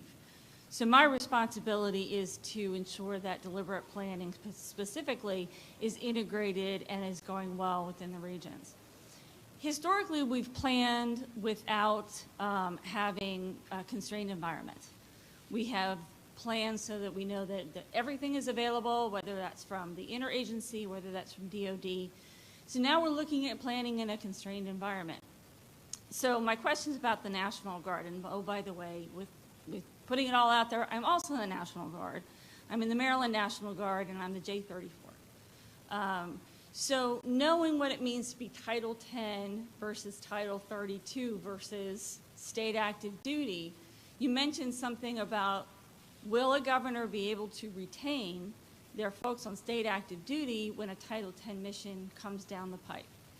Do you see resolution to this, especially since we're talking about this very big problem down at the state level about any type of a response? Whether or not the National Guard will be available, whether they're overseas or there's something else going on in the Homeland. Do you see this as a policy issue, or do you see this as a legislative issue as to whether or not a governor can retain if they're doing a critical mission within the state? So thank you for the question. I see it as both, and it depends to figure out how is this going to play out. The federal government, so the National Guard, as I mentioned, job number one is fight the nation's wars, right? And that was the deal. That's been in place for the past 100 years. That's why we're the National Guard, not the Maryland Guard or the Delaware Guard or whatever it is, right? We're the National Guard, and what that gave us, the nation, was essentially primacy to the federal government that they could be called up to go overseas anytime. So it depends on whether it's a federal emergency or not, fundamentally, right? So I'm not a lawyer. I would need a secure legal opinion if I really get into this, but fundamentally, if it's a federal emergency, a national emergency, things are going to look very differently than if it's a regional one. But I do think that we need to look closely at that, and I'll turn it over to Ms. King. I don't want to put her on the spot if she's got any thoughts on that, but I do think that a legislative turn would be required if policy were to be changed. So I think you may see some of that. And can it be fixed without policy? I don't think we know the answer to that yet, because we haven't really, to your point, stressed the system. I think you used the word constrained, right? But if there are tremendous demands on the nation, I don't know that we've really exercised or planned to that level, to the maximum level that we can or should yet. Thank you. So the only thing I would add is my lawyer would and we actually talked about this last week, and so it depends. That is literally his answer to me. It depends on the authority, it depends on the request specifically, right? And so it starts off with exactly what are the perimeters with the request, authority, and then all the way down the line. And so we get questions like this a lot. We have to look at the nature of the request. To General Sasserville's point, right, we have a global mission. And so all of that is sort of balancing and looking at sort of what is being asked. Is it a capability, so equipment or air transportation, or is it personnel? And it's a constant sort of looking at all of these issues against the authorities. So I've learned, if anything, I need to be a lawyer. So thank you. Depends is becoming a part of my vocabulary on a regular basis. Thank you very much, sir. Okay, thank you. Mr. Sanborn? Good afternoon, Gil Sanborn. I'm a CASA from Northern California. First, thanks very much for a terrific panel here. I'm not going to tell a story, but I'm going to put my question into a context. Yesterday, the Secretary of the Army talked about our incredible challenge in recruiting. And part of that is the very small propensity to serve, 9%, which means 91% don't have a propensity to serve. And that's not organic to those young men and women. It has to do with influencers and people who steer people away from service. You are our best asset because you represent our ability to deal with threats that are threats to the homeland. What's your strategy in terms of telling that story, in terms of projecting it out in collaboration with the rest of our public affairs and outreach program? Because what I see is when people don't think they need an army, that changes immediately when the flames are in the backyard or there's a landslide or an earthquake. So how are you integrating your public affairs with the fact that the Army needs to tell its story into the homeland? General Evans, sir. Yeah, I'll jump on that first, and then Mark might want to jump on it because the Guard does a fabulous job of this, talking to and recruiting people by talking about how they can help their state and their homeland. So I'll leave that to him, but it is a challenge, right? I think a lot of it gets back to what General Van Herk was talking about campaigning and about projecting and messaging and controlling our narrative, right? We tend to lose our narrative right now. We're struggling a little bit, I think, because the information space is being challenged. Some of that's internal strife, but some of it, frankly, is, like he said, people with disinformation and misinformation trying to generate and churn that internal strife, which takes our young people, who are our principal recruiting population, and makes them think, well, why would I want to be part of that mess right now? Why do I want to be part of the government if it looks like things are just not the way they're supposed to be? Now, under the layers of what we see in the social media threads and other things, it's a pretty solid group of folks still, very patriotic, great culture, still doing the right things for America. How do we get that message out there? And I think it's all about what General Van Herk said. Every opportunity we have, we should campaign. We're campaigning to make sure our adversaries or potential adversaries know that they should not try to contest us in our homeland. We need to make sure that the American people see that we are taking a strong stance to protect the homeland and that it's worth investing their son and daughters in to be able to carry that forward. And it's all about our culture. Just a couple thoughts, and we were talking about this in the van on the way over here. First of all, the Guard's situation is unique, obviously, because we're community-based, right? We're in all 54, and so the challenges are, frankly, quite different, right? The networks are there. There's no rotation. Every 2-3 years you PCS out and go do something different. So our recruiting, we have challenges in the Guard, right? 98% this year. And the forecast isn't too rosy either for a whole bunch of different reasons, but it is a little bit different between the compos. I'm not a recruiter. I won't speak for the recruiters. My sense is we might not be hitting the right targets, right? So if you're taking marketing to a movie theater audience, you're not probably hitting the people that you want to be hitting because they're not going to the movies anymore, right? They're on these things a significant amount of the time on different types of social media, and that's where you're going to make the connection, I think. So I understand, I'm not sure, but I think the Army's got a program to really boil all this down and say, where are we actually making contact with youth for today? And then finally, I think there's a sense that we're not under threat anymore. There's no evidence of that. I think now that we're out of Iraq, people are thinking, okay, well, show's over, nothing to see here, we can go on. And all we're really left with is trying to describe it verbally of what a hypersonic missile is, what a cruise missile is. And that's really tough to do.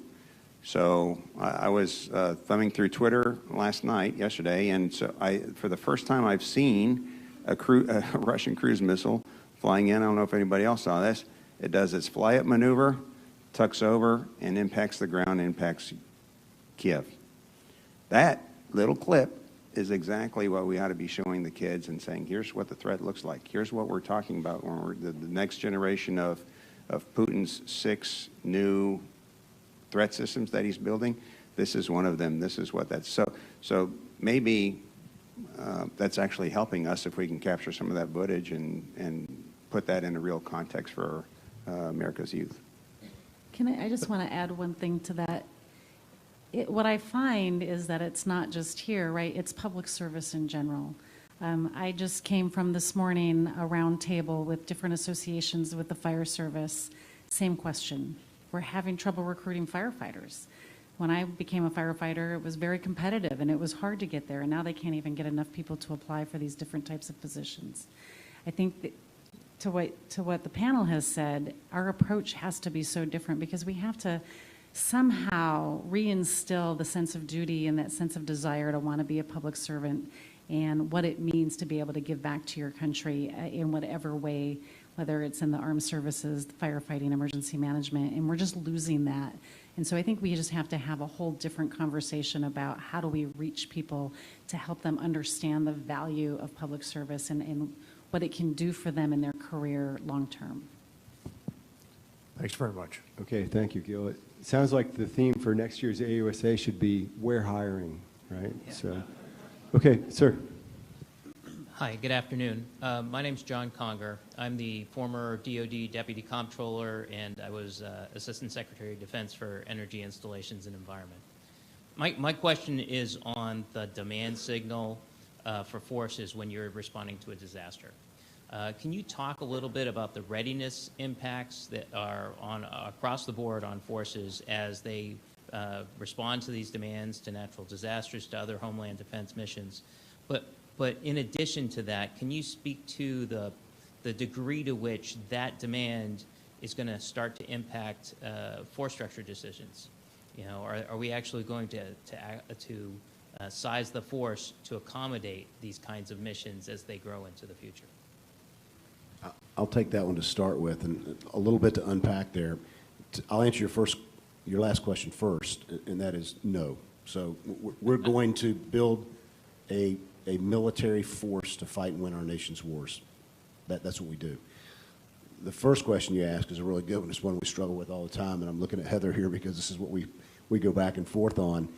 You know, the administrator is kind of, you know, at the regional level, her regional administrators are taking a look at the hard requirements and going, okay, yeah, we think this is probably in DOD's lane.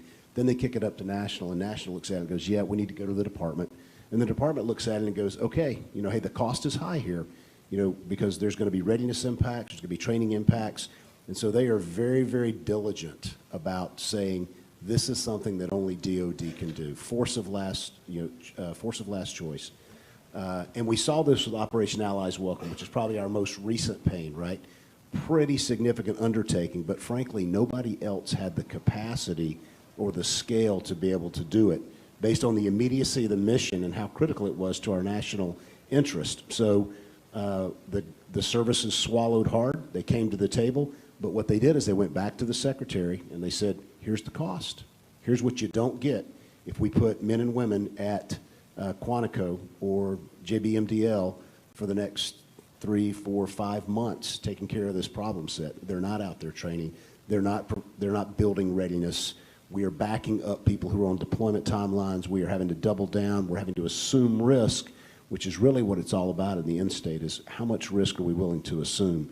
So I don't know, and I don't think we'll ever find the ability to build capacity just to do that. I think we leverage our Compo 2 and 3 partners pretty well in that space.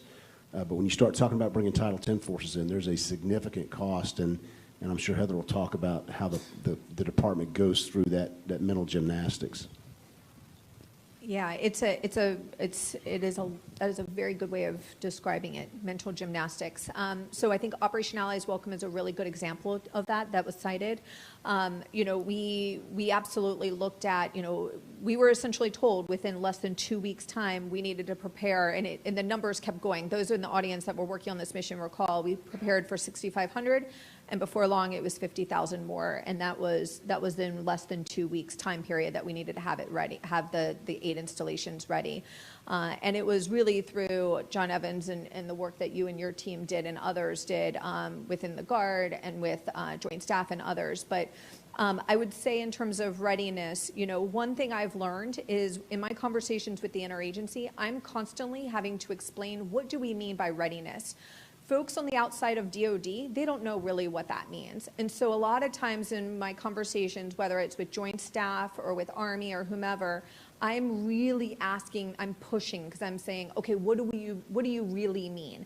What is that, are you talking about a battalion or some unit that is mission that we absolutely need to be able to move forward with if we get caught into a particular conflict? What does that mean for that unit or that battalion or what have you? And so I'm constantly pressing, and part of why I'm pressing internally is so that I can go and explain it in layman's terms to folks that don't live by DOD lingo.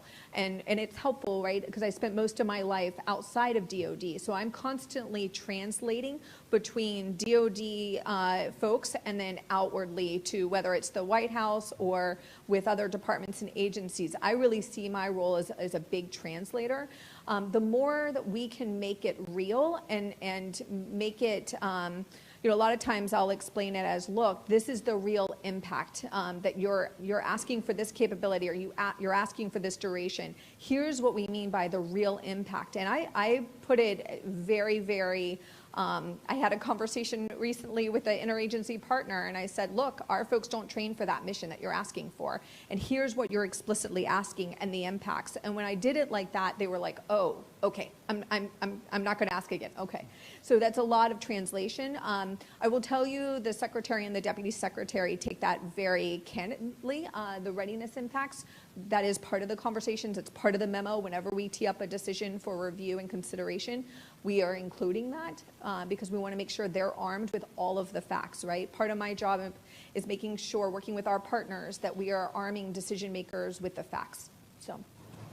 And if I could just add a little bit on that, and I think taking it from a different lens, from my perspective, I look back to COVID-19, and we had a nationwide response.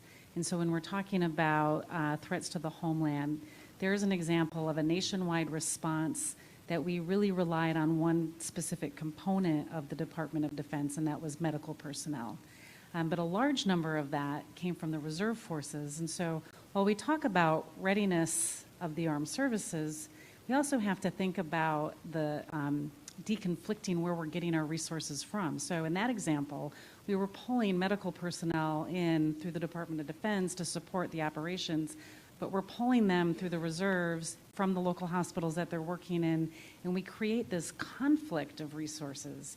And so having those conversations about what the risk is isn't just about the readiness of the forces, but where are we getting them from? I think about other times where it's, we will mission assign the Department of Defense to do something, but it's a contract that they're going to use to execute that. I think a lot about DLA and fuel.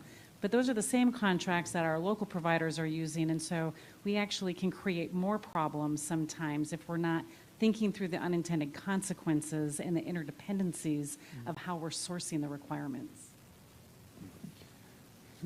My 2 cents. So, Administrator, great example on the reservists that went up into New York City and did God's work up there. That's it. That's exactly the scenario that I'm concerned about on the cyber front, where we pull reservists to defend the DOD, probably the hardest target in the world, and then we're leaving cyber capacity or tapping into cyber capacity that's not available out to the critical infrastructure. So, to your question, from a Guard perspective on the latter piece, super hard to move force structure around from state to state. It's kind of stable there.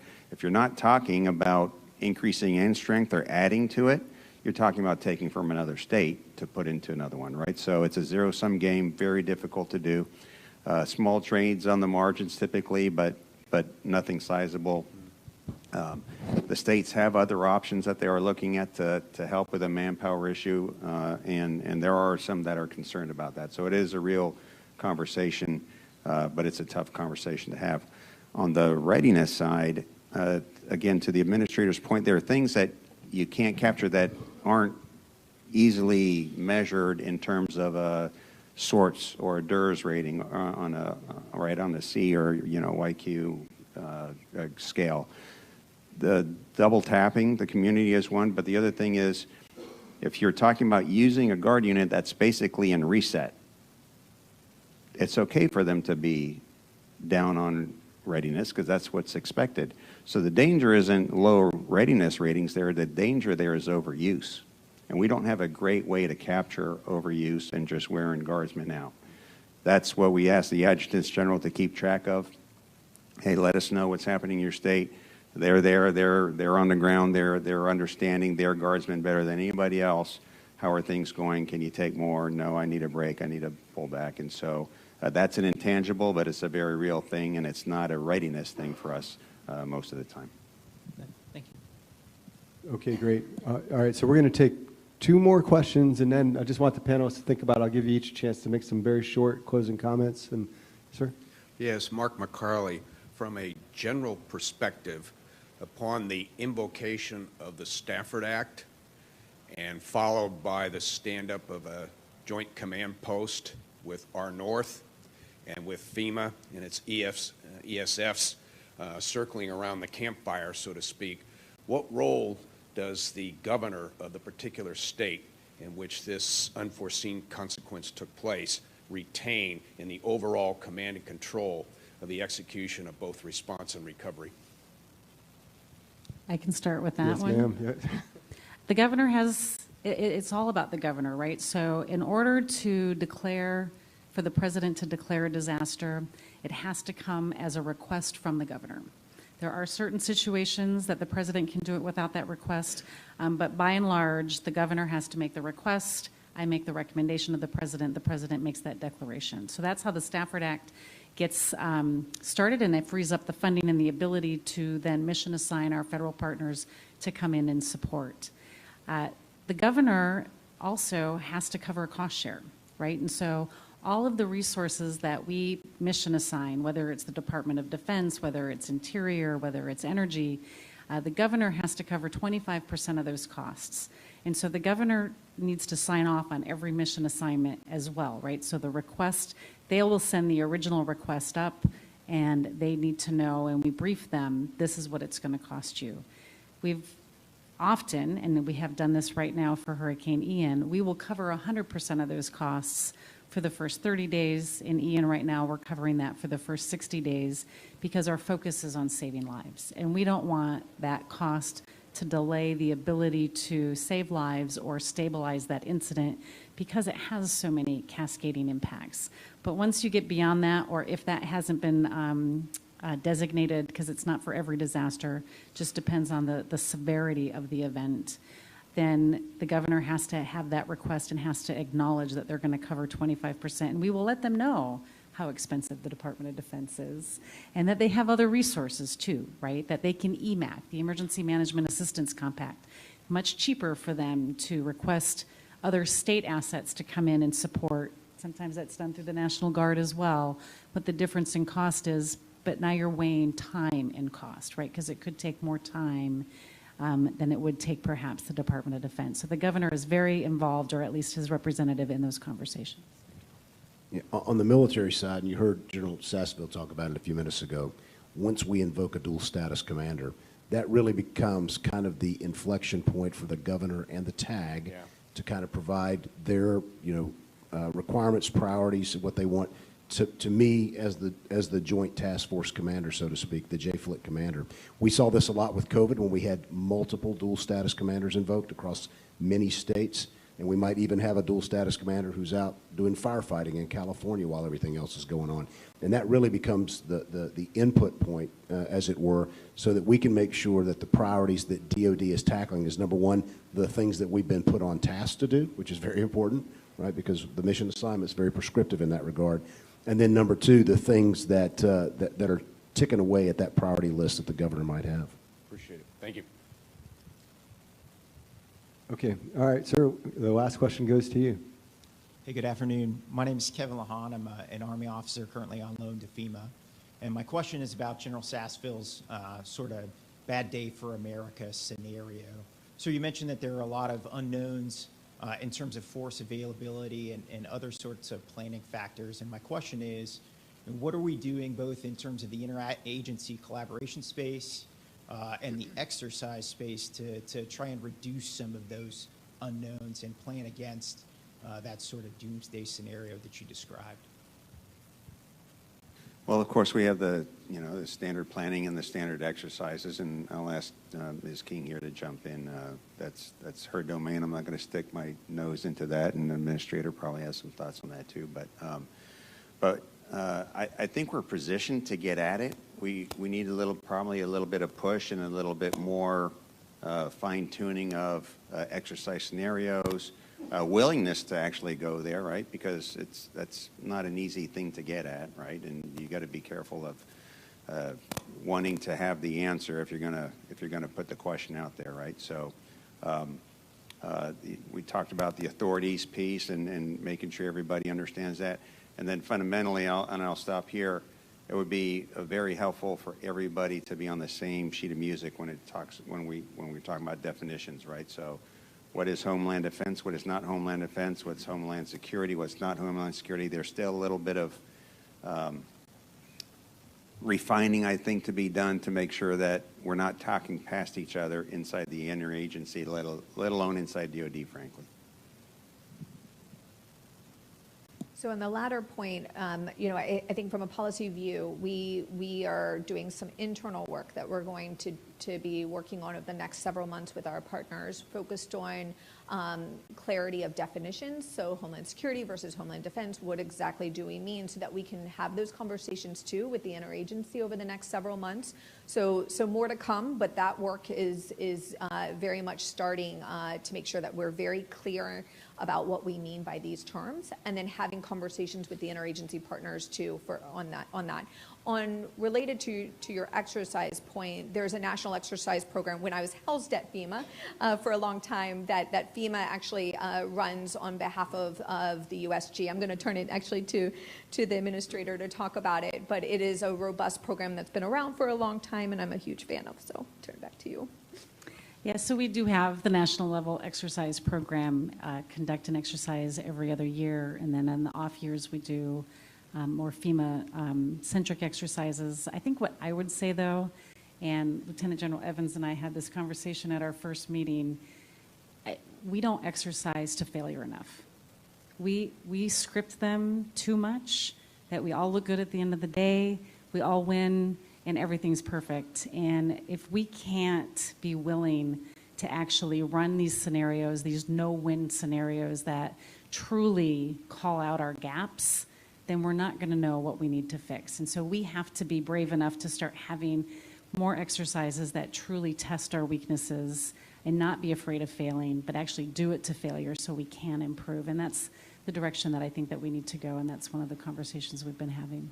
If I could just add on your point, I think it's a really important one. Before I came back into DoD, I was in the technology sector, and I will tell you, there were posters up everywhere that said fail fast and often, right? And it was about, like, don't be afraid to make mistakes, be vulnerable, be humble. And we were constantly pushed to the nth degree. And we had very candid conversations. I worked for the CEO and COO of that company, and we were working very closely on, I remember going through exercises, scenarios, and they weren't scripted. Not a one was scripted. And we were working through it in real time, talking through if such and such event happened, how would we deal with it? I can't encourage you all enough. I think that's a really powerful point. Be vulnerable. Actually do away with the talking points. And don't be afraid to make mistakes as you're talking through things. So it's really important. Okay, thank you. So we have 10 minutes left in the panel. I would just like, for each panel member, if you have a concluding comment or something you want to leave the audience with respect to your agency and Homeland Defense, that would be great. And Ms. Criswell, we'll start with you and go down the line. That'd be great. I think just to summarize, it's really kind of where I started. Our threats are evolving. Our threats are emerging. There are a lot of interdependencies in the decisions and the resources that we have that are going to affect our decisions. The cascading impacts are getting more complex with each and every type of man-made or natural disaster that we're facing. And we have to, I think, as a federal family, learn how to become more adaptable and not just focus our efforts on the way we've always done them, and learn how to do things in parallel fashion, even though our processes are very rigid, they're very linear. I think as you heard Heather talk about how we have conversations ahead of time, working the process so they can get through faster, we have to be that agile. We're never going to keep up with the complexities that we're facing from natural disasters, from the consequences that we're going to be facing from our adversaries if we don't learn how to be more adaptable and more agile to approach them. Yeah, I think I'd kind of hearken back to what General Van Herk said about our national defense strategy. It's a good strategy. Well-researched, well-written, and on point, and the number one priority in it is Homeland Defense. You know, last week or the week before last, we were talking in real terms in many circles about what does the use of a tactical nuclear weapon look like, and what does that do to the world order. We haven't had that discussion in a long, long time. And sadly, we're at a point where we have to entertain those types of ideas because of things that are going on in the world. And so what I would say is, I'll get back to what both Administrator Criswell and General Sasseville said, and frankly, Des King as well. We've got to have a willingness to have the uncomfortable conversations. Now, that is hard in the homeland because it is not politically popular to suggest to the American people they may not be safe in their homes or in their country. But we've got to start to open the aperture there and have real discussions about what the risks are here. Because if our enemies can hold us at risk below the threshold of nuclear war to accomplish their means in their part of the world, in their region, I believe they'll do that. So I think that's what we have to be focused on. So all the points before me, spot on. I think that the one thing I have learned the more and more that I work in this space every day is every time you think you know it all, check yourself, because none of us know everything. And constantly be humble and rely on your teammates, right? Everything is a team sport that we do. And I hearken back to Operation Allies Welcome. It was, you know, working with my teammates, Bob Fenton and several others, working day in, day out. It was a very, very challenging mission. It was constantly changing us and challenging ourselves. But one thing it taught me was the persistence, resiliency, and team camaraderie. We together across the entire interagency and within DoD, I saw things that attributes of teammates that I was completely it was inspiring. And then I would just leave you with that mission. You know, I visited all the installations constantly. I know you did as well, John Evans. And in Quantico, when I was walking around, there were two little girls that came up to hold my hand. They must have been 3 and 4 years old. And I'll never forget, they came out of nowhere just to walk around the installation with me and hold my hand. And they were looking up and smiling at me as I had like all of these military men around me.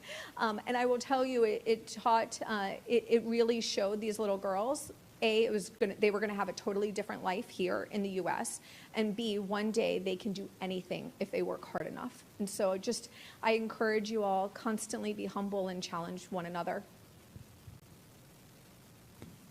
So I talked about warfight, that's job number one. Back at home here, taking care of the homeland, job number 2. And then partnerships is the other pillar, I guess, that we talk about in the National Guard. Partnerships within the states, between the states, interagency, and that's not going to change. I think that is something that we need to focus on in the future. You hear the NDS, allies and partners, and for the overseas piece, and we got neighbors to the north and good neighbors to the south. But I'm really just talking about, as a nation, the partnerships that we need to continue to develop, be active in that. Be active in developing those, reaching out to people that you didn't reach out to before. Because to get through this next decade, 2 decades in the national security environment that we're in is going to require that. And it's going to require agility of mind. It's going to require us to do some things differently than we've done before. And we need to embrace that. That's the only constant is the change. Nothing's ever the same. There's always new missions, new ways of doing things. Technology improves that both on the blue and on the red side. So, so we cannot afford to be entrenched. And I know, again, this is an Army audience, but building the Army of 2030, clearly you all know that change is a big part of that. And that applies, I think, also here to defending the homeland. Okay, sir, thank you. So we'd like to thank AUSA for hosting the panel today, thank our panelists, and of course General Van Herk as well, and this great audience. You all were wonderful, appreciated the questions and your attentiveness, so let's just give everyone a round of applause, please. Thank you.